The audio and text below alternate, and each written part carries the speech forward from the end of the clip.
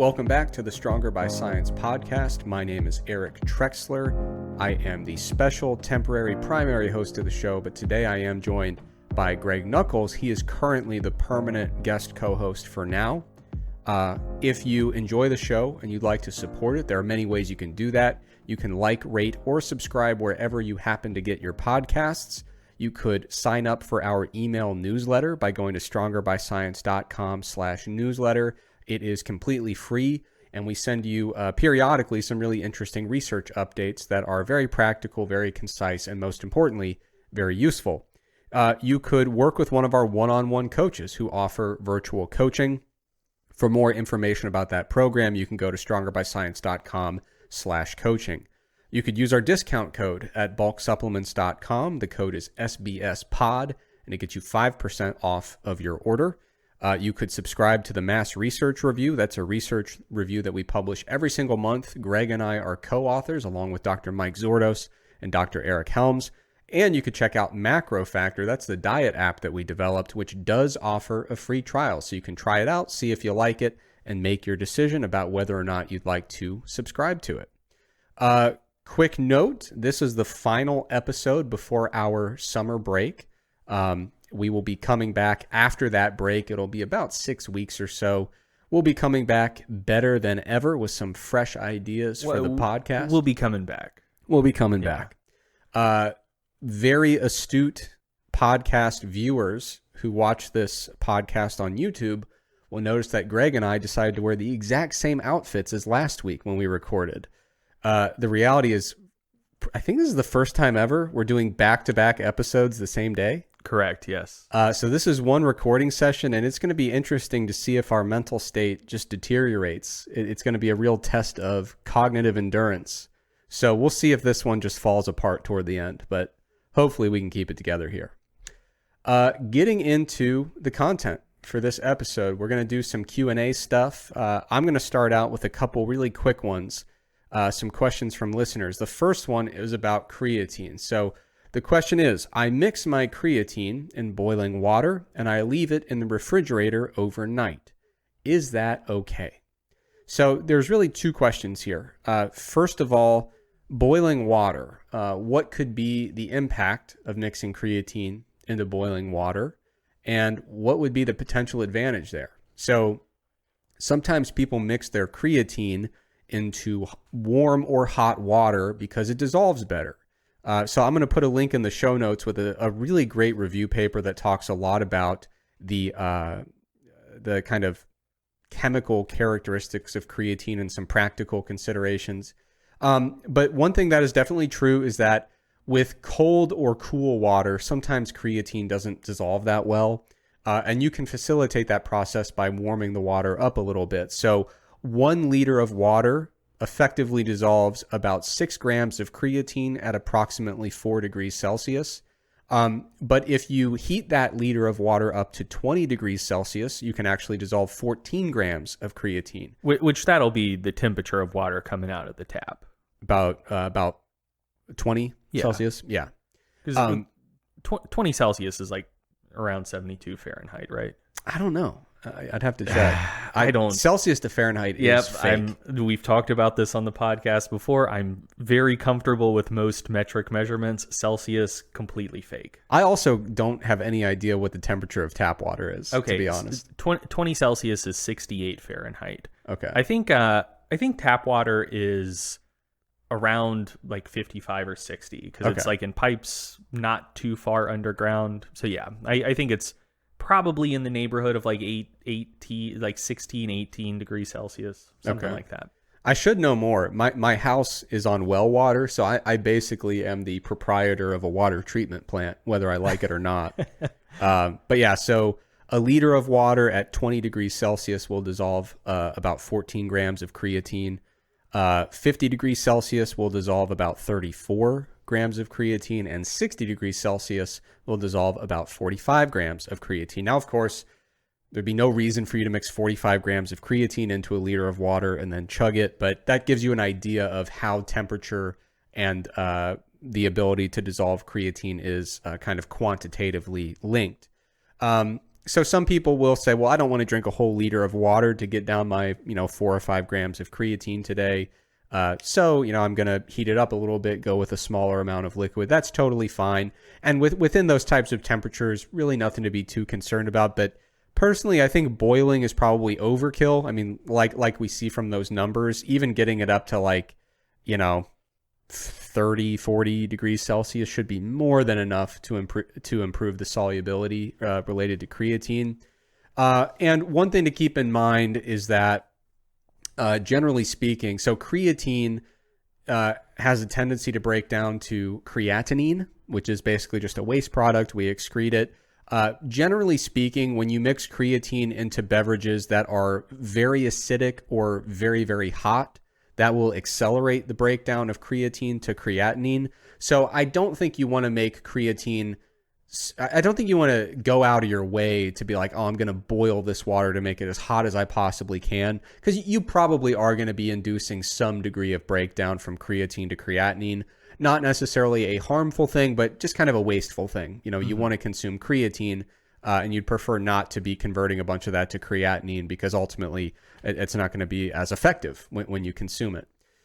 So in terms of heating water, it can be helpful for solubility, but boiling is probably overkill, might increase the likelihood that you have some creatine breakdown before you ingest it. So, mildly warm temperature should be plenty, or just a comfortable drinking temperature for something like tea or coffee. That should be way more than hot enough to facilitate something dissolving, or specifically creatine dissolving. The other element of the question is about storing it overnight in cold water. Again, storage of creatine, once it's mixed into solution, the amount of breakdown to creatinine is going to be impacted by pH and by temperature. So cold is a good thing. That's going to generally reduce the amount of breakdown. Water, obviously not acidic. It's going to be neutral in terms of pH. So if you were to mix it at a milder temperature that's still kind of warm, or mix it however the hell you want, storing creatine overnight in cold water is not going to be something that induces a great deal of breakdown to creatinine. So in that paper I mentioned that I'll link in the show notes, you can look at how different pHs, for example, affect the breakdown to creatinine over time. And so within 72 hours, so let's say you're going to store your creatine already mixed for 3 days. And by the way, if you're storing it as a powder or a pill, it's good basically forever. I mean, it's extremely stable in a powder or capsule form. But if you're mixing it into a solution and then storing it, for a pH between like 5.5 to 7.5, even after 72 hours, you're only looking at like maybe 3% of breakdown from creatine to creatinine. So you still have 97% of your creatine dose totally intact. And that's pretty negligible, not a big deal.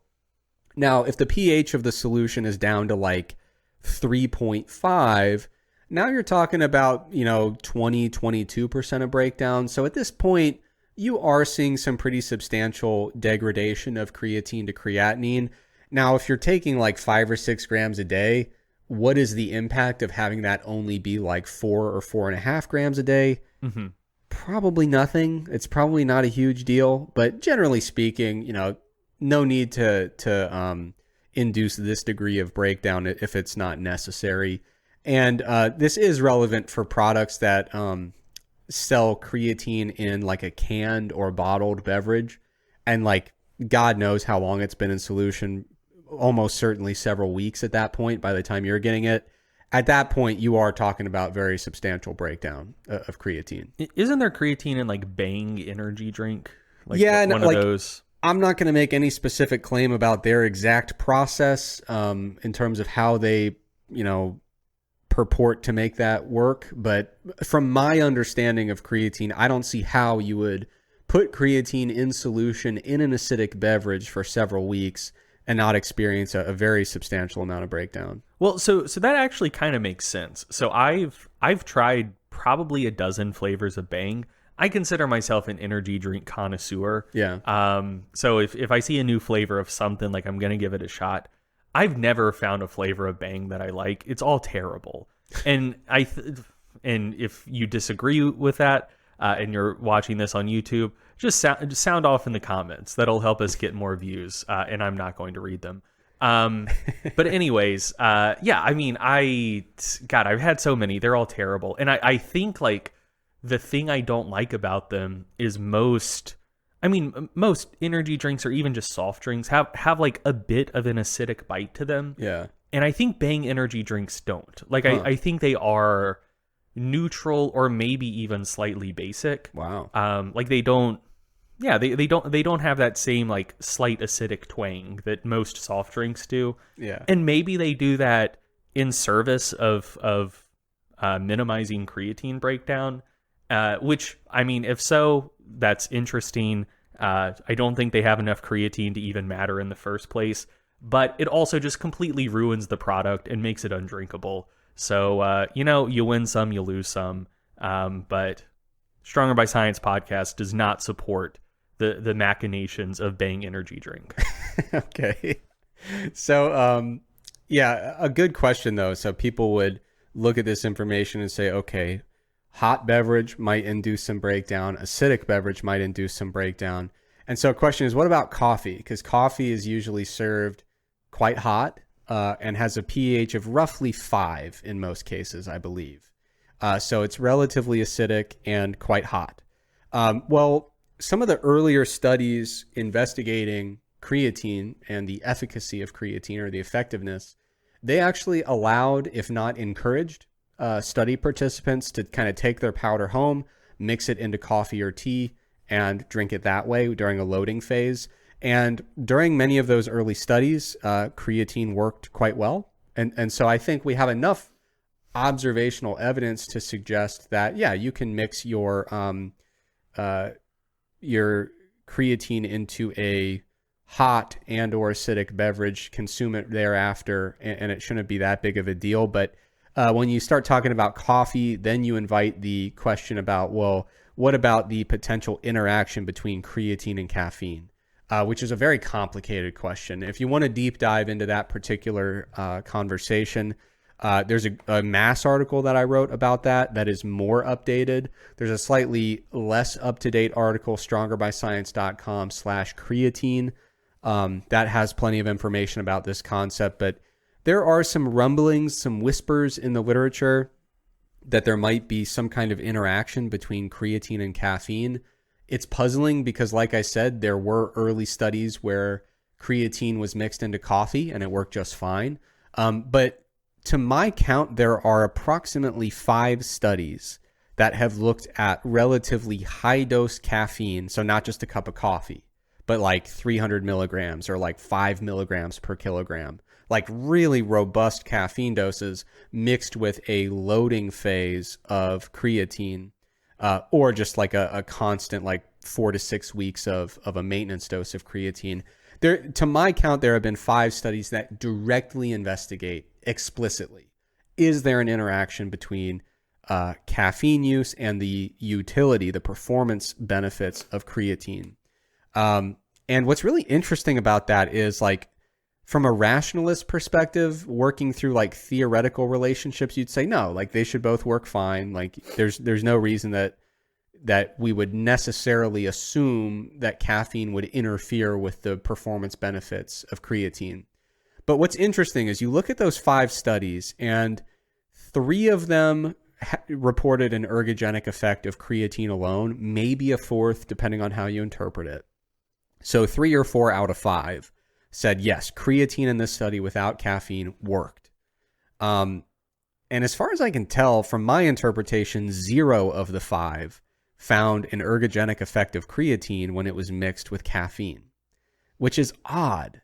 And so, like, I don't think this evidence is strong enough to say, like, yes, caffeine definitely blunts or meaningfully attenuates the performance effects of creatine. But I know a lot of people who are very quick to reject that notion and just say, oh, absolutely not. Both are great. Use both. It's fine. And I don't know. You look at this research and you say, I'm not seeing the empirical evidence supporting the use of like high dose daily caffeine throughout, a loading phase of creatine or a month or 2 of creatine. we're not seeing a lot of evidence of those actually panning out particularly well. So what I usually tell people is, I think, like, my hunch is that the two of them can be used simultaneously. There's no question, if you're using creatine regularly, you'll still get an acute performance boost from caffeine. That's been shown many times. But when it comes to this idea that caffeine, high doses every day, might interfere with the ergogenic effects of creatine, I think that there's a decent possibility that GI discomfort might be dictating some of that. And there has been some direct research suggesting that combining high-dose caffeine and high-dose creatine causes some GI discomfort. And obviously, it's hard to perform your best when you've got an upset tummy. And so there's some evidence to suggest that, like, if you notice that these two aren't mixing very well for you, maybe you take them at different times of the day. I think that's a very pragmatic approach. If you're really paranoid about losing your creatine benefits, you could kind of cut down your daily caffeine dose to basically just as much as you need to either enhance your workouts or just kind of get through the workday. I don't think that there's necessarily strong enough evidence to say that you must pick one or the other, but I also think some people kind of reject that possibility a little bit too quickly, in my opinion. Yeah. Now, moving on, I've got another question. This one is about motivation to work out. So the question is, I've lost motivation to work out and I truly just don't enjoy it anymore. What should I do? And I know a lot of listeners will hear that and say, like, I cannot fathom that question. Like, I remember when I was in college, it was hard for me to stay out of the gym. Like, I was so much looking forward to my next workout, I had to try to give myself reasons to rest. You know what I mean? Like, I was dying to get back into the gym. Dude, I remember, and I'm not going to say who this person was. I'm not going to put him on blast. But I remember there was this bench specialist who just like, he wrote a blog post for some website, just talking about how important consistency was for training. He's like, I haven't missed a workout in the last 20 years. Like, my father's funeral was scheduled on the day that I was supposed to have a bench workout at the time I normally work out. Guess what? Didn't go to my dad's funeral. And it's like framed as like, this is a good thing. Yeah. And I remember at like 16 years old being like, hell yeah, brother, this guy's awesome. This is exactly what I aspire to be. And now looking back, I'm like, oh man, when he was writing that, he was about the age I currently am, and like, that does not jibe with my current set of priorities. Yeah. Sometimes I see those. I'm like, oh, sometimes you maybe ought to miss a workout. Yeah. You know. But yeah, I mean, God, I remember one time I was at the gym and this guy has me spotting him, like some stranger, and he's doing incline bench, and I'm like, dude, that surgical wound that I'm looking at on your shoulder, like, is about to split open. Yeah. Like, are you supposed to be here? But it was like one of those things. I was like, yeah, I just had shoulder surgery, but like, am I going to miss incline bench day? Hell no. Yeah. I'm like, your doctor probably wants you to. Yeah. So also not going to put this person on blast, but similar deal, shoulder surgery. I think it was a guy getting like bone spurs shaved off of his shoulder. But he scheduled that surgery on squat day. And so he came to the gym just like, just fucking high out of his mind on whatever drugs they'd given him for the surgery, and also whatever pain medication they'd given him, also like post-surgery to deal with the surgery pain. And so, yeah, he was high as a kite, and it was box squat day. And so, like, since he had shoulder surgery, he was like using a safety bar. But like, he couldn't even balance. Like, he had two side spotters and I was the back spotter, which like was also just pointless. Like, you can't back spot a box squat particularly well. But yeah, so he was like falling backwards, falling forward, like couldn't even maintain balance on the box during his warm-ups. Yeah. And we're like, dude, you gotta call it. And he's like, no, it's squat day. I can't miss squat day. And to his credit, like during warm-ups, I was like, oh my God, he's going to kill himself, probably injure all of us spotters as well. Like something bad is going to happen. But adrenaline's a hell of a drug. Yeah. Once he got 4 plates on the bar, his squat workout actually went pretty well. Yeah. So joke's on you. Yeah. Who am I to say that he did something wrong? Yeah. So anyway, you've lost motivation to work out. The complete opposite of that scenario where you're just like beating down the door to get into the gym. But what do you do when you just aren't enjoying it anymore and you've lost that motivation? I know that I've personally been there before, even though, like I said, as a college student, I never would have imagined I could ever get there. And I've navigated this obviously with plenty of clients as well. And so in my experience, there are a couple things that could be going on here. So first of all, I think the first step, in my opinion, is to kind of revisit an individual's goal hierarchy. And that's something that we've talked about on the show before. If you go to strongerbyscience.com/goal setting, we have a lot more detailed discussion of this concept. But a goal hierarchy, basically is almost like a web of subordinate goals and intermediate goals that all feed up into a major superordinate goal. And when a goal hierarchy is constructed well and functioning properly, these different goals are all interrelated. They're all generally serving the same overall purpose, which is to support that superordinate goal. But sometimes you will find that there are gaps in this goal hierarchy, or there's some degree of contradiction or misalignment within the goal hierarchy. And you're kind of toiling away at these day-to-day subordinate goals, and for some reason they become disconnected from the intermediate and the superordinate goals. And sometimes you have to revisit this goal hierarchy and get back to the drawing board and figure out where's the gap, where's the contradiction, where's the misalignment. Because if we're not careful, we'll kind of slip into a situation where we keep our lower level goals the same, which are usually the more like day-to-day processes and tasks. And our superordinate goal can kind of drift away. And we're so busy dealing with the lower level stuff, we kind of don't notice that all of our activities are trending further away from what's truly important to us. And sometimes we need to revisit that and realign some things. And so I think that's the first thing I would do is, if I'm noticing for myself or for a client that the motivation just seems really forced, the enjoyment just isn't there, sometimes we got to get back to the drawing board and figure out, like, do we have the wrong subordinate and intermediate goals to support the superordinate goal? Is there something that's not aligned properly here? In addition to that, the second thing that I tend to look at, I've mentioned self-determination theory on the show before a few times, but it generally suggests that people are most able to cultivate intrinsic motivation when they are effectively nourishing a few key psychological needs. And those are the needs for perceived competence, perceived autonomy, and perceived relatedness. So motivation is a central topic of self-determination theory. And specifically, what you're trying to do with self-determination theory is not just cultivate motivation, but cultivate intrinsic motivation, because intrinsic motivation seems to be a much, for lack of a better term, a higher quality form of motivation. There's something very different about pursuing something for its intrinsic value in a self-motivated way versus just doing something because your coach kind of guilted you into it, or because it'll make your coach stop yelling at you, So what you want to do,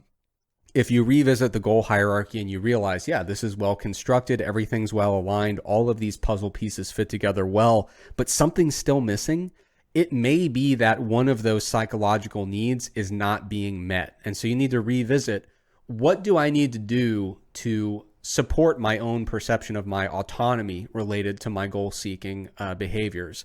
To enhance my competence related to my goal-seeking behaviors, or to feel some sense of relatedness in terms of I need to be part of something as I'm striving toward this goal. I need some kind of network of support or some kind of community to tap into. So generally speaking, when you've got a well-defined and well-constructed goal hierarchy, and you have a high level of perceived autonomy, competence, and relatedness, specifically related to the goal you're pursuing, those should all line up really well in a way that facilitates cultivating really high quality intrinsic motivation.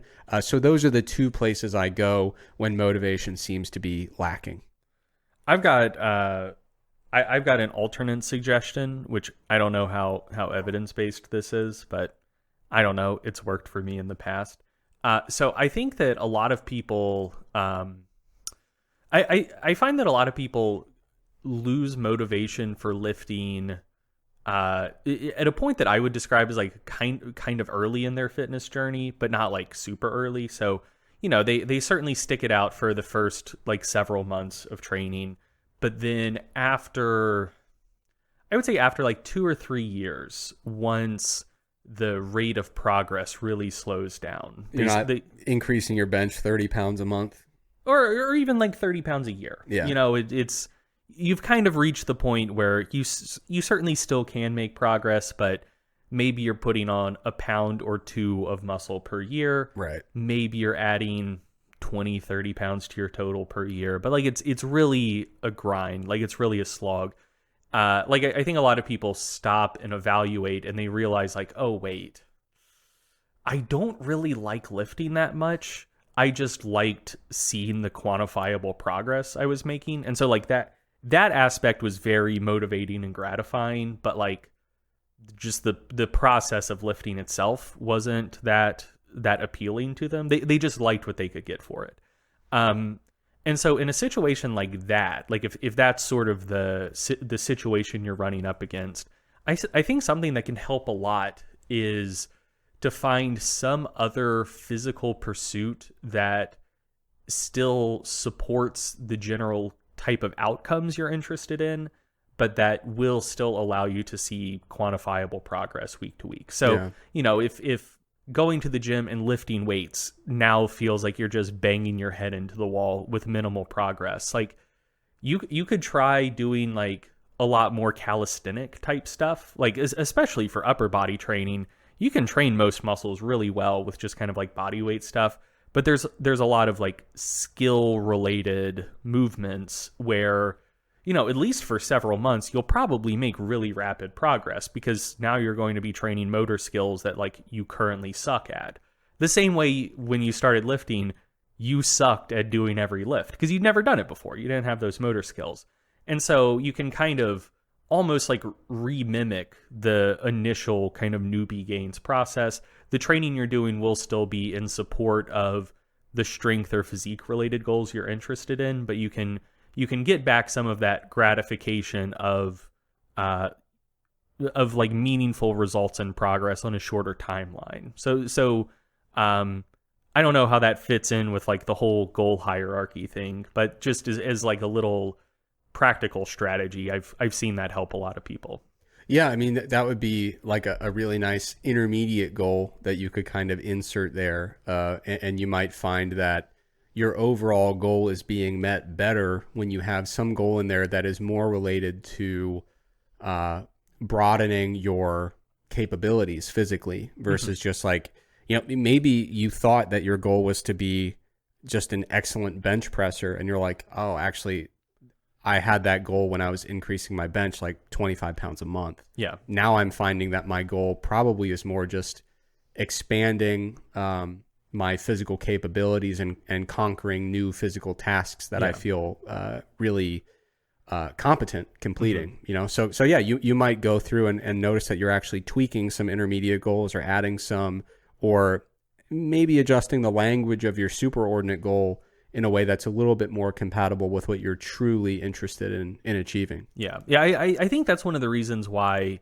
like CrossFit is so sticky for a lot of people, because like you're training so many different things at once that like rather than having that kind of 3 to 6 month process where you get like pretty good pretty quickly at a really small number of things, you're targeting so many different skills that like the rate of skill acquisition for any single one of those skills is relatively slower than it would have been if you just focused on that one thing. But, you know, every time you come back to skills that maybe you haven't touched in 2 weeks, you will probably be at least like a little better, but noticeably better than you were previously. So I think it helps stretch out that period of training where you do get that gratifying, quantifiable progress across multiple domains for like a reasonably long period of time. But yeah, if you're the type of person who likes to more focus on one thing at a time, try switching from kind of like powerlifting, bodybuilding-ish style training to like calisthenics, or like give weightlifting a shot. Yeah. That'll keep you busy for a while. It takes a long time to get really good at snatches, but like it feels good every time you can like feel your skill improving. Give strongman a shot. If there's a strongman gym nearby, it's going to take you forever to get really good at every implement, but you can get a great workout in with strongman implements. So yeah, there's a lot of different directions you could go with it. Well, and that's like, in my opinion, that's why the whole concept of like power building in natural bodybuilding became so big, is because like if you're a natural bodybuilder, you can't just switch up your compounds and see if it makes you gain 20 more pounds of muscle. Yeah. You know what I mean? Like you don't have as many levers to pull, and you're not reaching lean body mass levels that are so drastically higher than where you started. Like natural bodybuilding, you have a pretty finite ceiling for lean body mass. You make most of your gains early, and then it becomes a grind. And because of the realities of low energy availability and the consequences of that, you can only really compete effectively maybe every year, but preferably every 2 or 3. Mm-hmm. And so I think a lot of natural bodybuilders were like, all right, my rate of progress is very slow because I've kind of gotten past that intermediate level, and I can only compete every like 2 or 3 years while still maintaining like my sanity. Mm-hmm. So I got to have something else to do in the interim. And I think that's a lot of what led to natural bodybuilders saying, maybe I'll do some powerlifting, Mm-hmm. And like you said, and you can try some powerlifting, and then you say, well, maybe I'll do a little bit of weightlifting, right? And so you're kind of switching out some of these lower level goals. Your primary goal might still be, I do want to be a high level natural bodybuilding competitor, but in the meantime, let's add some other stuff into this mix to keep things fun. Yeah. Yeah. All right. So Greg, talking a little bit about walking, what do you got here? Yeah. So I did a little Instagram Q&A a couple days ago. I have the intention of doing one every week or two. It's turning into maybe one every 2 months or so, but I did do one recently, and I said whatever question I liked the most, I would cover on the podcast. And so this is that question from that Instagram Q&A. Is there a point of diminishing returns when it comes to weight loss and walking? So, we've talked about the benefits of just walking in general low intensity activity for, like recovery stuff, general health, potentially weight loss. But this was a really good question. Is there a point of diminishing returns? And for weight loss specifically.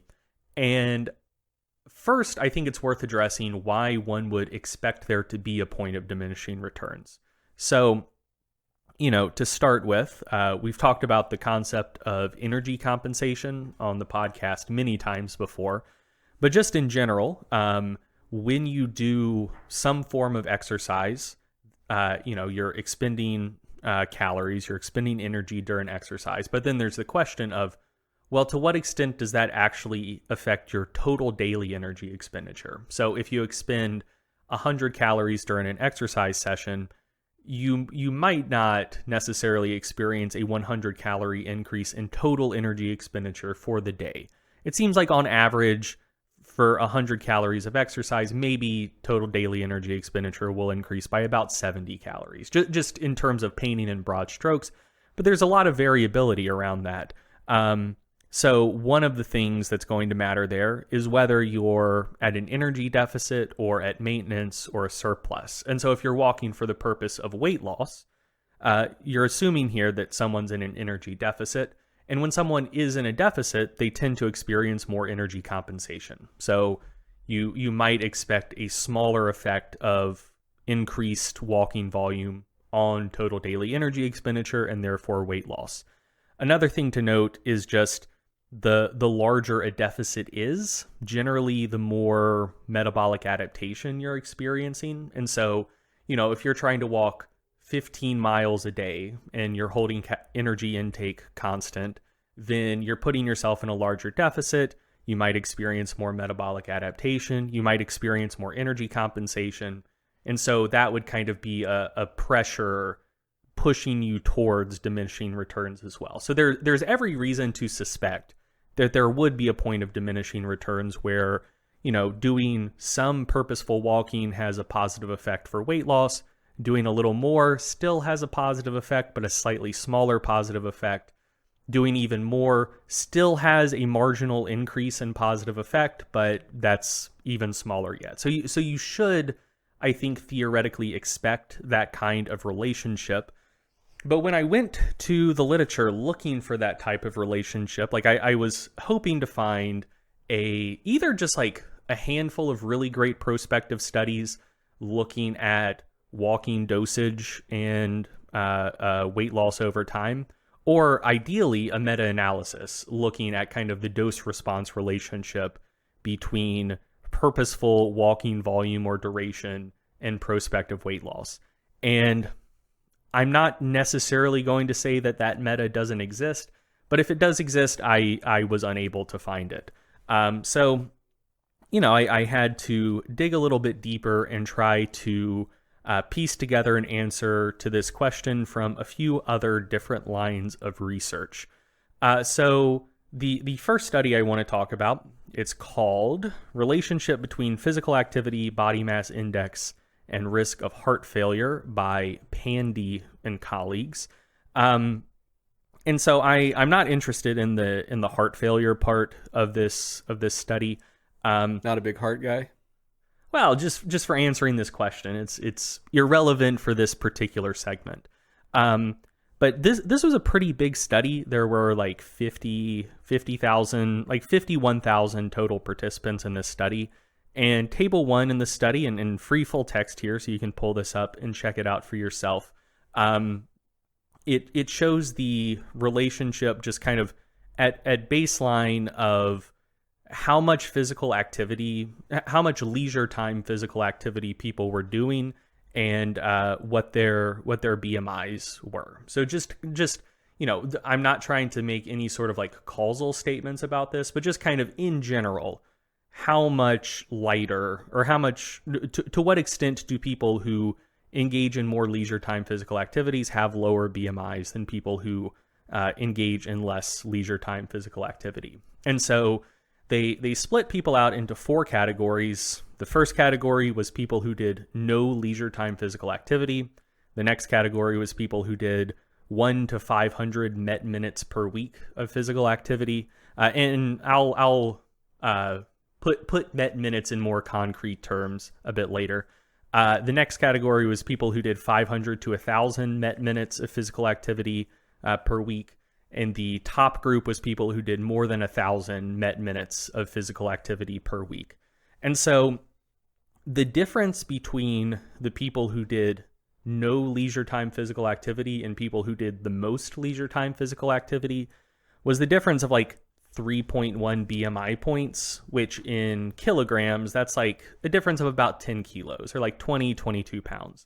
So, that's just kind of put in general terms, the people who are far and away the least active and the people who are quite active, we're talking about maybe like a 20-pound difference just in terms of like what we're seeing kind of cross-sectionally, which is a notable difference. But I think a lot of people have in their minds that like, everyone who does no physical activity is going to be quite large, and people in like virtually everyone who does a lot of physical activity isn't.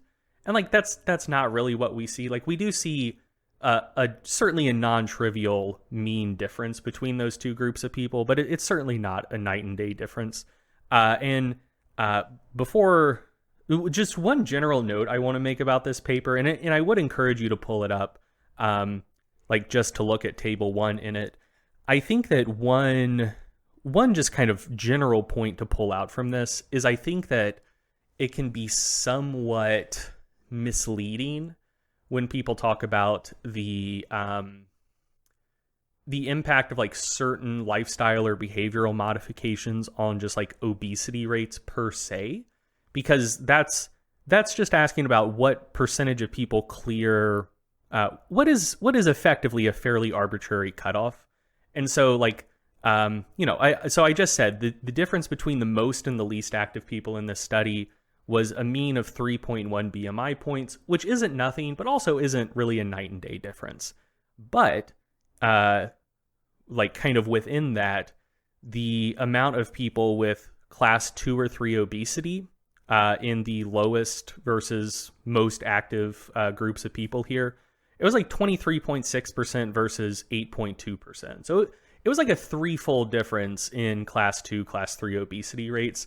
And so I kind of feel like if this was a magazine article, it might say, being more active will cut your risk of severe obesity by 2/3, which wouldn't be an inaccurate statement, but I think would be a misleading statement. Because one, you can't draw any causal inferences from this data, but two, even if you could, I do think the most, like the broadest and most accurate characterization is like, maybe a difference of 3.1 BMI points, which also happens to coincide with like a 2/3 reduction in class 2, class 3 obesity risk.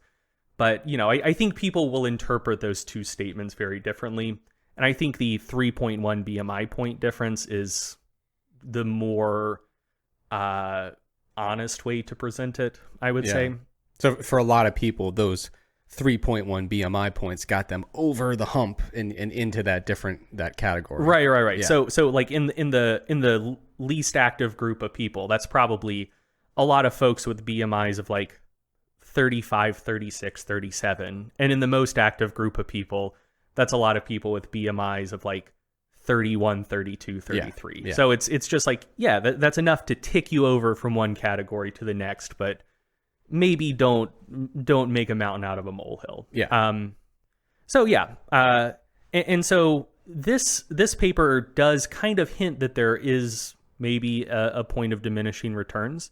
So I've been talking about the most and the least active groups here, but the third group there, the people doing 500 to 1,000 met minutes of leisure time physical activity per week, their BMIs were an average of 2.3 lower, 2.3 BMI points lower than the people who did no leisure time physical activity, versus 3.1 BMI points for the most active people. And so the people in that third group, the people doing 500 to 1,000 met minutes of activity per week, were averaging about 700 met minutes of activity per week. So using people who did no leisure time physical activity as your baseline, again, if we were using this for causal inferences, we're not, but just to be clear of like the illustration I'm trying to make here, that would be like 700 met minutes of leisure time physical activity per week for a 2.3 point reduction.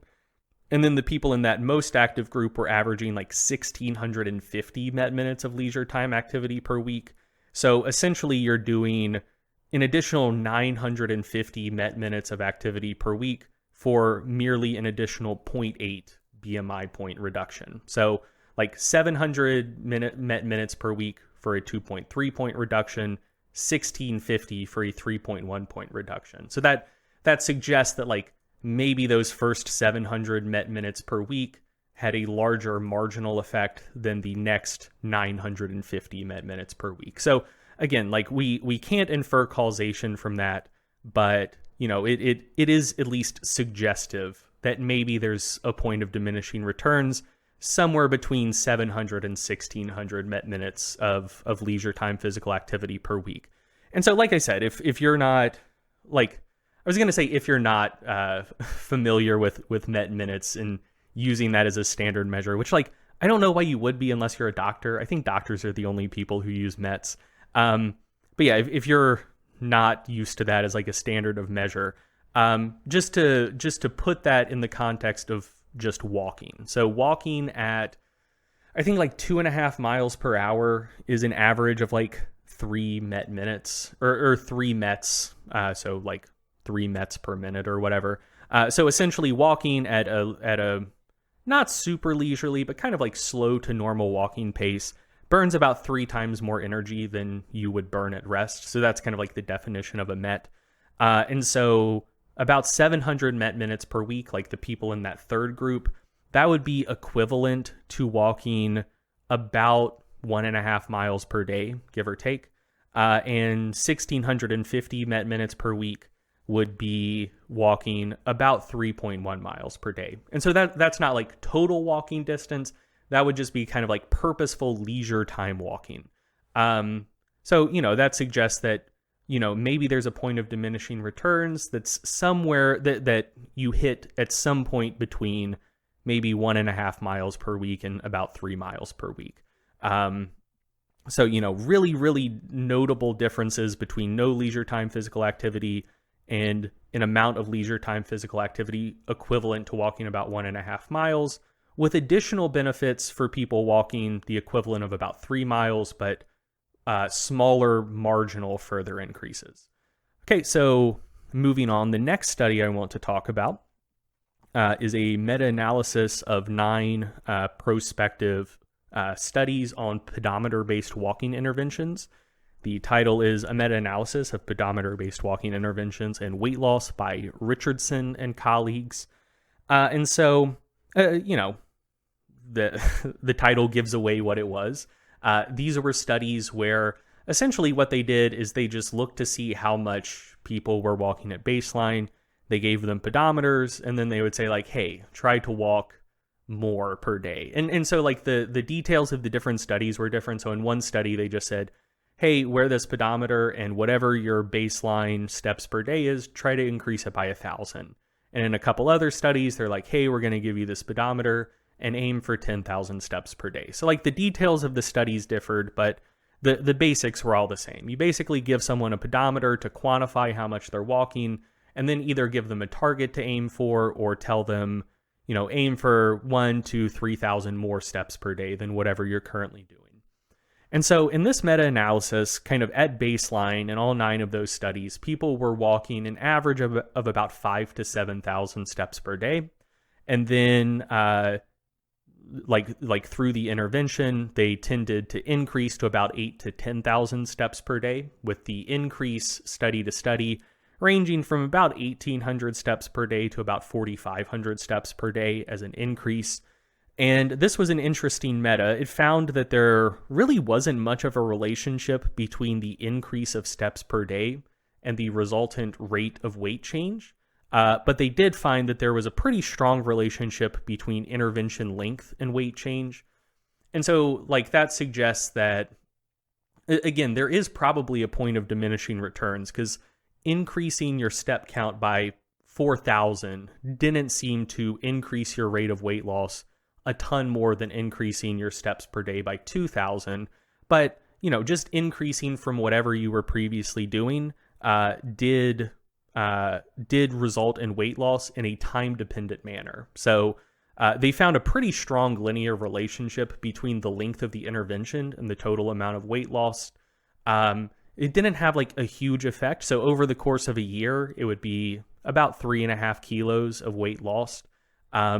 But again, I think this once again suggests that there is probably a point of diminishing returns at a not insane amount of walking, because if there wasn't, you would expect, a 4,000 step per day increase to result in a faster rate of weight loss than a 2,000 step per day increase.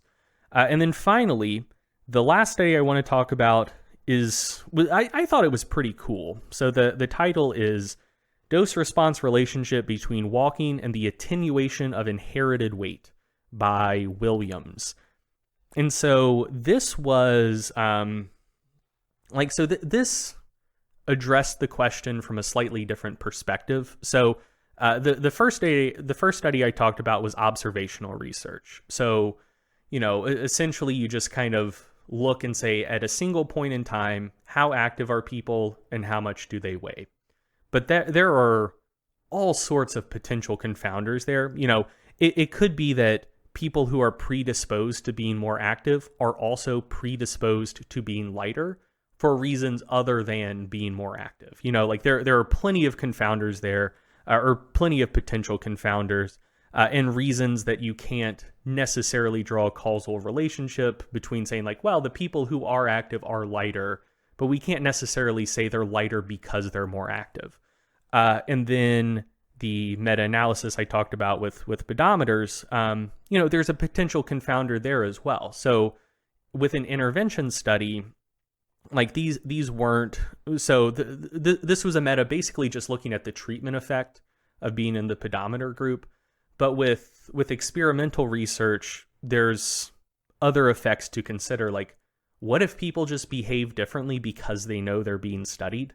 Which is why in individual studies, generally you're comparing against a placebo group or a non-treatment control group, but still another group of people who know they're being observed and know they're being studied.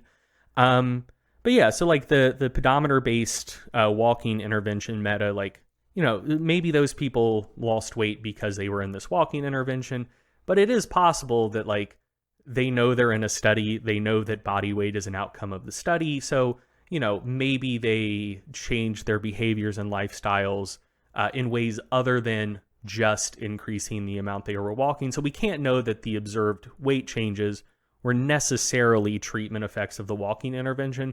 They probably were, but we can't say that with perfect certainty. So no single way of answering a research question is perfect.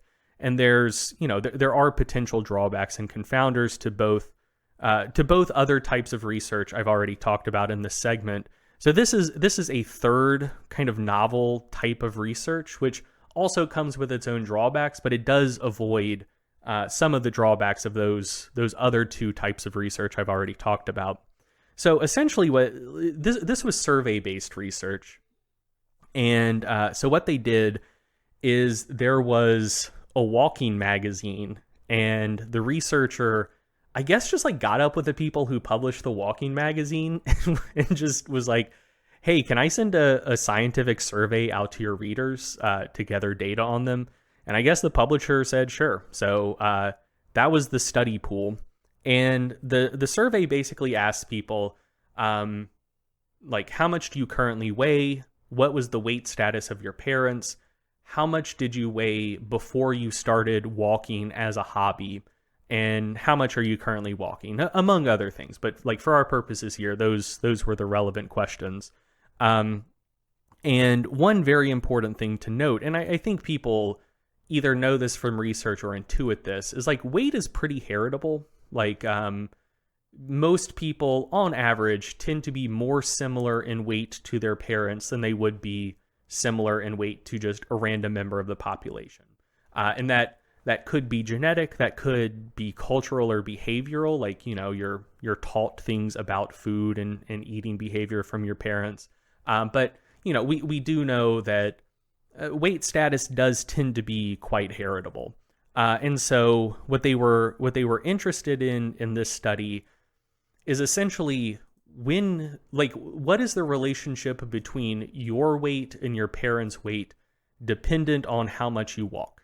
And so essentially what they found is the people who reported walking the least tended to have weights that were very similar to their parents. They found that for the people walking the most, they tended to have weights that were considerably lower than their parents.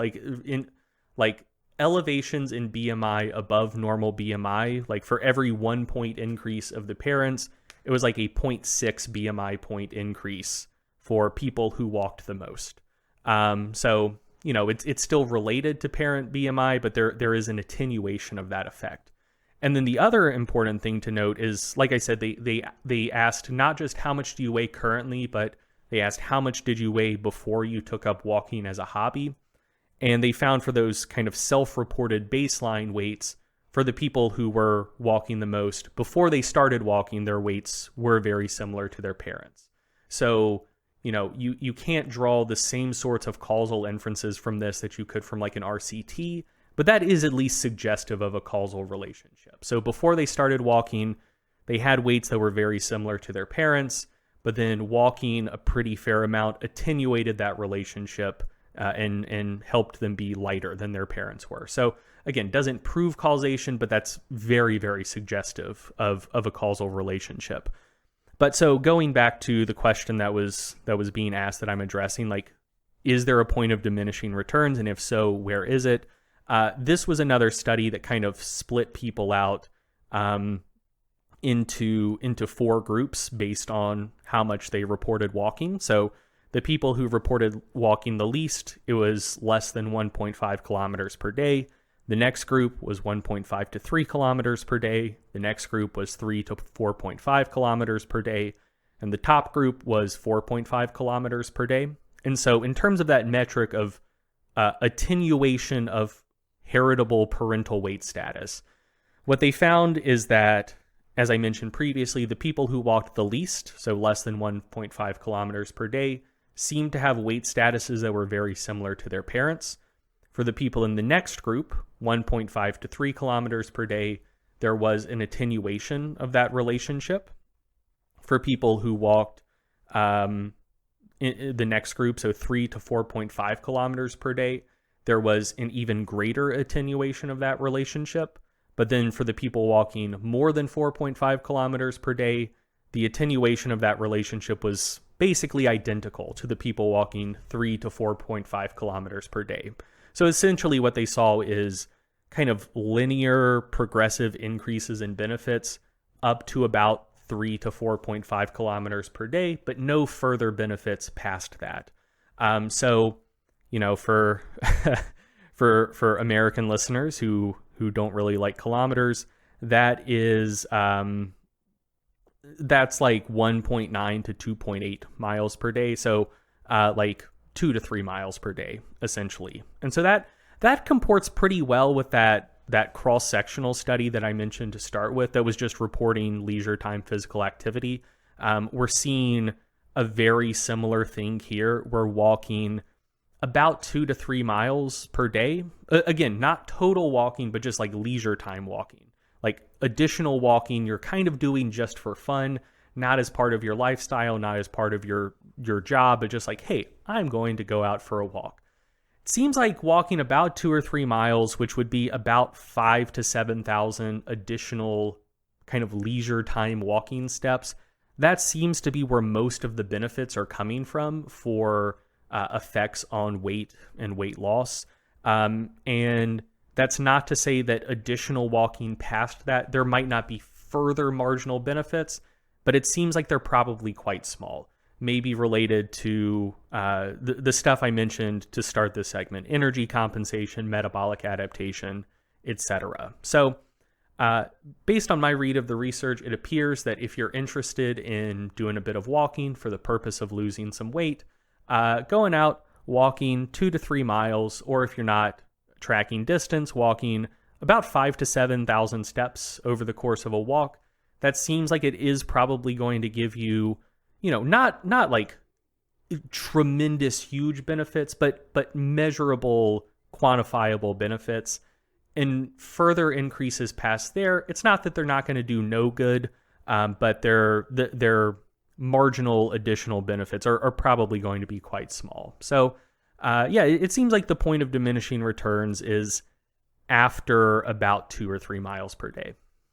Good stuff. Very, very practical and actionable. Very good. Thank you. All right. So this is our final segment, basically, before our summer break. And it's basically a quick cautionary tale for everybody to stay vigilant and, on their toes during this 6-week break that we're taking. So the reason I'm discussing this is there was a little bit of chatter about a paper from Medical Hypotheses. That's a journal that you'll find. It's by the publisher Elsevier. They own that journal now. It's indexed on PubMed. And the exact article is not particularly relevant, but every now and then I will see people kind of talking about an article from Medical Hypotheses. And the cautionary tale here is that you got to be careful out there when you're in PubMed world, when you're, looking at a claim or a statement or an argument and you're saying, oh, wow, there's a PubMed link behind this. I think there's a natural tendency to assign some degree of credibility to that. Like when you see an article from or when you see a statement from an article on PubMed, I think naturally you tend to assume, wow, this has been through a pretty rigorous review process, and the expert writing this and at least a couple other content experts have said, yeah, this is a credible statement or argument, and it passes the peer review. It gets over the bar that we have set via peer review. But and we've talked about how I think people put a little bit too much faith in, well, people definitely put a lot too much faith in peer review, but at least it's something. If an absolute stinker of an article makes it into the literature, at least you can say, well, I know this squeaked by at least 2 or 3 extra people. It does. Peer review doesn't catch every bad paper, but it should at least theoretically catch the ones that are obviously terrible. Correct. Yeah. So I basically have a series of 3 points or 3 statements to make, just to remind people to kind of stay on your toes out there. So first of all, not all journals carry equal weight, even if they are PubMed indexed. And there are some journals, I think everybody knows there are some of those kind of fly-by-night journals that aren't really indexed anywhere. It's basically just a blog. It's like, hey, we now have the journal, the International Journal of the Society of blah, blah, blah, in conjunction with whatever. And it's just a website, right? And maybe there's some peer review, who knows?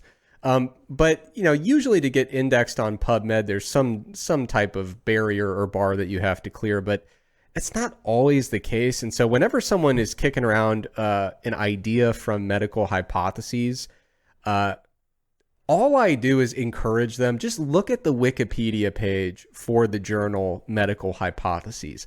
I make no independent claim about the journal or anything like that, but if you look at the Wikipedia page, it is like part humorous and part tragic, honestly. These are actual... So it was basically... Like I said, go to the Wikipedia page to get an idea of the history of the journal, but here are real quotes from the Wikipedia page. Someone was asked about the peer review process at this journal, and I think it was the founder of the journal. The founder said the primary criteria for acceptance are very different from the usual journals. In essence, what I look for are answers to 2 questions only. Is there some biological plausibility to what the author is saying? Is the paper readable? We are not looking at whether or not the paper is true, but merely whether it is interesting. There's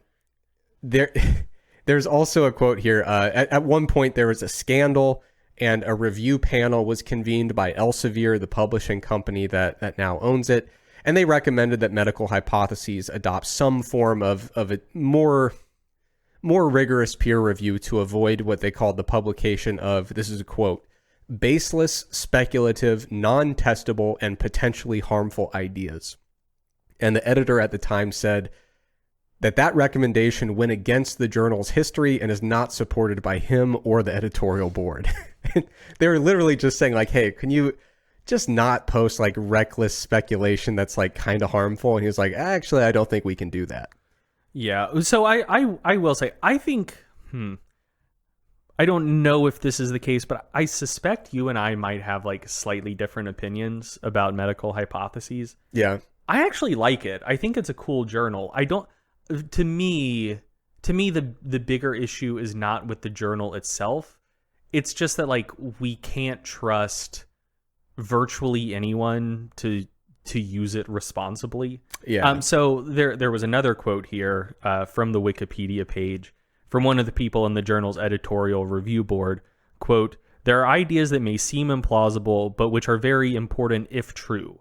This is the only place you can get them published." Which I think that it's just something where that I think that should have to be at the top of their website. Yeah. Because I think that serves a very important purpose. So there's this podcast I really like called QAnon Anonymous, and one of the guys on it, Travis View, on their Patreon, is currently doing a series called Trickle Down. So it's not as much about conspiracy theories, but it's more about just kind of either bad ideas from that start in kind of elite society and get percolated down, or good ideas that someone without much societal power or clout have that take entirely too long to bubble up and reach popular acceptance. And so the most recent one was about peptic ulcers. So they're mostly caused by H. pylori bacteria. We know that now. But the thing is, we had experimental evidence showing that in the 50s and 60s, but there was just such a strong medical orthodoxy that the stomach was sterile. Like they thought, it's too acidic, no bacteria could live in there, so it's preposterous that peptic ulcers could have a bacterial cause. So there were people doing really important, good research that they couldn't get published anywhere because it just so flew in the face of medical consensus. So, like, if there was a journal like Medical Hypotheses back then where, that seemed to the medical community to be a very implausible idea, but there was at least some potential biological mechanism for it, an outlet like that would be good for getting those sorts of ideas out. And so, like, a lot of the stuff that gets published in Medical Hypotheses is just kind of like crackpot bullshit. But there are good ideas that do get suppressed. Like, there's historical evidence for this happening with like peptic ulcers and H. pylori just being one example, where an outlet like Medical Hypotheses existing is very good. But the thing is, like, people just have to know how to interact with that content responsibly. And so, again, if that quote was just on the top of the journal site, there are ideas that may seem implausible, but which are very important if true. This is the only place you can get them published. It's just kind of like a buyer beware type thing. Yeah, like a lot of shit in here, don't take it seriously. It's not going to pan out. But, if you just want to read a wacky new idea with an open mind, sure, go for it. So, yeah, I do think there's value to a journal like this existing. I just think it becomes dangerous because, like, we know what Medical Hypotheses is, but when I see people sharing articles from Medical Hypotheses, I think there's like a 90% chance that they don't know what Medical Hypotheses is. Yeah. And so, yeah, like I think it becomes dangerous because unless you know what it is, it would be easy to see articles and give them far more credibility and weight than they should have. Yeah, I definitely don't think that it should be unable to exist or anything like that. But I think there should be perhaps a better disclaimer system of like, hey, this is just kind of some stuff that somebody thinks, and sometimes it's a little bit baseless. Yeah. But yes, a lot of times people see not just a link to a journal, but a PubMed link. Yeah. Meaning like, oh wow, this is actually indexed on PubMed. And like you said, I think there's a certain level of credibility that is lent to some of these ideas, and they really haven't gone through the process of earning that level of credibility in terms of just providing evidentiary support for the idea itself. Mm-hmm. So it's important to keep that in mind with that particular journal. But that's an extreme case. There are other journals that exist and are indexed on PubMed where you still have to be wary of a kind of a bit of a bias in the journal. Like there was a journal back in the day. Sometimes journals the editorial board generally, or maybe just the editor-in-chief will just kind of have a pet theory that they really like.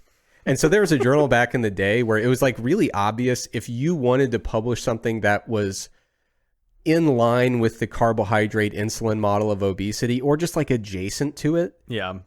There was a nutrition journal that was just like, dude, we will do anything to publish your work. Like, my memory was it wasn't a nutrition journal. Which one are you thinking of? If you want to mention it. I mean, I was thinking of BJSM. I'm thinking of a different one. But yeah, so that was definitely BJSM as well. Yeah, but you will find some journals every now and then where generally speaking, the journal is quite credible. Yeah. But there is a little bit of a pet theory that they like to view a little bit more favorably than the evidence would justify. Yeah. BJSM, very good with sports medicine. British Journal of Sports Medicine. Yeah. When they got into nutrition, kind of wonky. Exactly. Yeah. So sometimes you got to know the history of a journal and just the general vibe of a journal to fully contextualize exactly what you're looking at. Yeah. And theoretically, good disclaimers and functioning peer review shift less of that burden to the reader, but that's just a reality. That's just the way it is. Another point that I wanted to make here is that even the rigorous journals that do a very good job have a completely broken operating model. So there was a preprint that I saw literally like a day or two ago that got posted. This is something we've complained about a lot on the show, and I'm basically trying to justify all of our complaints. The title is "The Citation of Retracted COVID-19 Papers is Common and Rarely Critical." So basically what these authors were doing, everybody says, oh, peer review, the whole system works great because if something's bad, you just retract it. And then everyone in the world knows it's retracted and no one ever talks about it again. And that is just functionally not at all how it works. There are a lot of papers where it'll get published and make headlines, and you can see the downloads and you can see the citations. The original paper gets all this traffic, and then the retraction, no one ever hears about it. No one ever sees it. And so the general public perception or consensus is like, we know that the original paper existed. We filed that away as fact, and we had no idea. We never heard that it got retracted. And so the idea gets out there, but the retraction doesn't. Yeah. Which is immensely problematic. So anyway, what they did in this was they went to the Retraction Watch database and looked for entries of retracted COVID-19 papers. They were analyzing a total of, it looks like 1,036 citations related to retracted COVID papers. The majority, 86% of the citations that they found of these retracted COVID papers were not critical. Basically, they were citing the original paper and saying like, oh yeah, here's what it found. They weren't saying, by the way, look at this retracted paper with erroneous findings, right? Yeah. They were uncritically saying, here's literature that exists and we're going to cite that. And what they found was the majority of papers citing the retracted research were actually published after the retraction date. Mm-hmm. So 80% of the papers citing retracted papers were published after the retraction date. And some percentage of those probably had already been submitted at the time that like retractions came down. But I still think that suggests that probably most of them were still like submitted after the retraction would have come down. Because like 80%, that's a big number. And either way, the internet exists. Well, yeah, regardless of whether that's the case, like, maybe at that point it's out of the author's hands, at least on the initial submission, but like reviewers could catch that. Like, God forbid the publishers do some work and like check the citations for papers before they actually put them on their website. Yeah, I mean, what we're doing right now with academic publishing is using a model that is several decades out of date, could be fixed tomorrow. Yeah. But because it's like, well, this process was set in motion 13 months ago to publish this paper, the fact that everyone involved knows that you've cited a paper that got retracted 5 months ago, there is no process in that workflow where they say, actually, let's revisit that and let's kind of fix that up before we send this out. Yeah. Like before this goes up on our website, let's do something about that. Yeah. There's just not a good system for dealing with that. And so the problem is, the way that publishing currently works, a lot of people hear about the original finding, very few people hear about the retraction, and there are a lot of papers getting published today that cite uncritically papers that were retracted 5 or 6 months ago. Yeah. And they are proliferating the ideas that have since been withdrawn or corrected. Mm-hmm. And that's just generally not good. Yeah. And then the final thing... And I mean, even branching outside of science, I mean, one of my big bugbears is how, regardless of how good or bad scientific research is, there is often like an additional layer of filtering before it gets to people, and that's journalistic output essentially. And all of these same dynamics are also there in place. Like when a paper is retracted, it's generally not like publicized enough within the scientific community. But it's the same thing. Like I'm thinking about like Wansink stuff, for example. Like his research was like super influential, and like I think every outlet in the world wrote favorably about it. And then when his downfall occurred, it's not like all of those same outlets were just like, oh, sorry, in 2013 we wrote uncritically about this paper that has now been retracted. And so like not many of those articles existed, and the ones that did wind up existing certainly didn't get shared as much as the original article did. So like within both academia and just kind of like lay press, there is that asymmetry where the initial poor bit of information just has a longer life and a longer tail and gets in front of more people and influences more people's thinking than the eventual retraction, saying like, hey, this thing you believed, maybe you shouldn't believe it quite as much anymore. Like that just doesn't get out as well. But both because like fewer people try to get it out, and then when it does get out, like it's less interesting, so it doesn't get shared as much. So it does set up both in press but also in academic publishing this information asymmetry. Correct. Yeah. And then the final thing I wanted to mention here is, so like, let's say the system is functioning properly, and an academic who is working within their area of expertise notices some papers with, what seem to be errors or even potentially indicators of fraudulent work. So someone says, wait a minute, I'm an academic in this area. I'm going to actually do something about this because everyone says that science is a self-correcting endeavor. So I just saw this a couple minutes before we started recording. There's a quick paper that got published. It's called "Is There an Epidemic of Research Fraud in Natural Medicine?" by Alan Gaby. And now, this is not someone who's just kind of, like, a lot of times people like to discredit people who do work in error detection and research. It's like, oh, you're just some nerd who's not doing the real work, sitting around criticizing all day. Yeah, you're a professional hater. Yeah, so this author is author of the textbook Nutritional Medicine, now in its second edition. He's past president of the American Holistic Medical Association and gave expert testimony to the White House Commission on Complementary and Alternative Medicine. This is not an alternative medicine hater. Yeah. This is a person who does rigorous academic work in this area. So with that out of the way, basically he writes this article, and it's basically him saying like, hey, I've noticed that there's a lot more stuff lately in this area of natural medicine that I just don't think is legit. And I'm obviously paraphrasing his perspective here.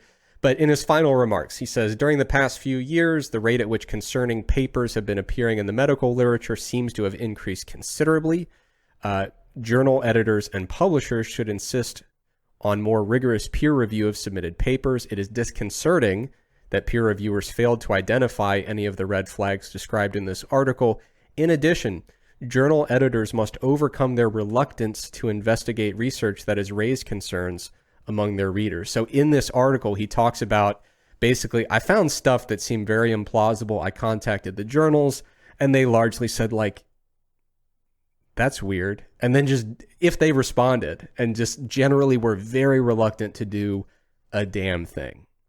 And so, like, there are so many instances of this whole song and dance here with the peer-reviewed literature, disseminating that information among researchers, disseminating that information to the general public. There are just so many landmines to navigate in the way that this system currently works. I'm going to link this in the show notes. I do want to mention it. It's a little bit dicey. Like in this article, it does call out specific countries, which I don't like to do in terms of like where research is coming from. Like, this author mentions specific countries. He's like, oh, I noticed that there's a trend in these regions where there's research that I'm skeptical of. I prefer not to do that just because like there's good research and bad research happening in every country that contributes to our field. I prefer to just focus on individual lab groups, things of that nature, or areas of research where there seem to be, some surprising findings or contradictory findings or, just weird findings. So I personally am not a huge fan of isolating it to specific countries, but obviously this author is doing that with what appears to be an empirical basis. Like, here is where my various investigations have led me, and here are the origins of those papers. So I don't want to get into that whole thing, but I will at least link the paper because basically it describes a number of red flags and certain areas of research where there have been some questionable findings published. And if nothing else, it's an interesting look at what this process looks like. And I don't bring that up to disparage the author. I think this is a very, very good work, and this author obviously has gone out of his way to do a lot of work that is frankly underappreciated. Like when you do the error detection work, as he notes in this paper, the journals don't seem to be very fond of it. They don't seem to follow up the way you'd want them to. And it's the type of work that really puts you in a lot of people's crosshairs and not in a favorable way. Well, I mean, of course, like why would people appreciate error detection, folks? Because like, dude, if you're the editor of a journal, retracting a paper makes you and your journal, it shouldn't make you look bad. But the thing is, since people probably don't do it enough, if you are retracting papers at the rate you should, now it looks like, oh, my journal has a higher retraction rate. We're doing a bad job by letting bad stuff slip in, which is, it's like, well, no, you're just doing a better job than everyone else of taking out the trash. But that's not how most people interpret it. So there's like that pressure to not retract stuff. And also just like, dude, every academic in the world is massively overworked. And, just the time and potentially the money, and certainly just like the person hours it would take to do the investigation, which like maybe the researcher's university is attempting to stonewall because it's going to make them look bad and it's going to make their faculty look bad if research fraud is detected, or just if papers are retracted for just kind of like sloppy work. Like there are a lot of people who it is in their best interest to not undertake that effort and retract stuff. So yeah, I mean, the deck is stacked against you, and if you want to go into the error detection field and try to clean up the scientific literature, just know that you're going into a Herculean undertaking. You will often feel like a lone wolf crying out in the wilderness, and everyone is ignoring you at best or just despising you at worst. But ultimately, like, it's an important thing, and like someone's got to do it, or at least someone should do it, and more people should be doing it. Yeah, wasn't it? Was it James Heathers and Nick Brown that people called them data thugs? Yeah, like that was kind of their big thank you from the field, was like, you guys are assholes. Yeah. But so like I said, I literally saw this paper like 2 or 3 minutes before we started recording, so I'm not going to pretend that I've read it thoroughly, because that would not be true. I'm excited to dig into this during our break and see if I gain any additional insights from it. But the reason I wanted to make it available was because someone tweeted it out, and I was like, oh, this looks interesting. And I think some viewers or listeners in the audience might also want to dig into this simultaneously. So yeah, like I said, just like a general note, over our 6-week break, when we're gone, as you're kind of working your way through the literature, just remember that you got to keep some of these important things in mind. Peer-reviewed literature is a helpful tool, but the peer review process is far from infallible, and so you'll want to make sure you stay on your toes. All right, so to play us out and to play out our current season of the show, going to give a couple very quick recommendations for music. Back to the music recommendations. We're back on the topic of training music.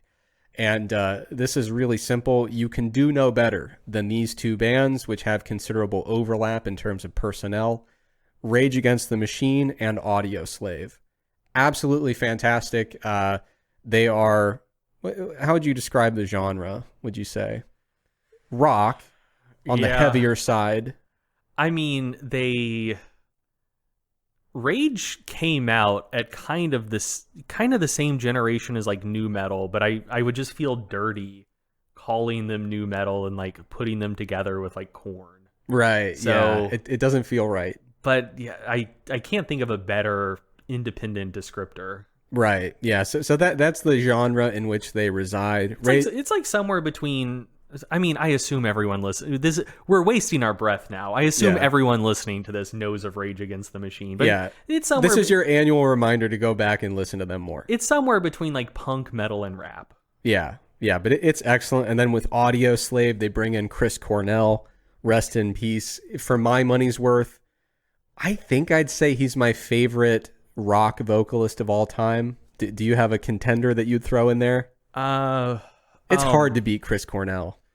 What was that guy's name? I'm so bad at names. Who was the original singer of Kill Switch Engage? I have no idea. Howard. Yeah, Howard Jones from Kill Switch Engage. Also a tremendous vocalist, and his current band Light the Torch is also really fucking good. Awesome. Yeah, I've never listened to the first band, never heard of the second. So we're covering some obvious picks here, but there are some new bands that people might want to check out. All right, good stuff. So great training music, and definitely be sure to listen to them. So that does it for this episode and for this season of the Stronger by Science podcast. We're going to be back in approximately 6 weeks or so. In the meantime, you'll still be able to find us. We'll be in our Stronger by Science and Macro Factor subreddits and in our Facebook groups. We'll still be sending research updates to our email newsletter. Be sure to join that if you're not on it yet. So yeah, we'll be around, but the podcast is going to be on a little break. And we are, as always, very thankful that you joined us for this episode. And we're excited to see you with another one after the break. Thank you for listening to the Stronger by Science podcast. If you enjoyed the podcast, be sure to sign up for our free newsletter to get concise breakdowns of relevant research, as well as 28 free training programs for all skill levels and all schedules. We hate spam just as much as you do, so we'll only email you when we have something really interesting to share with you. You can sign up for the free newsletter at strongerbyscience.com/newsletter, or just go to the Stronger by Science homepage and click the free programs button at the top.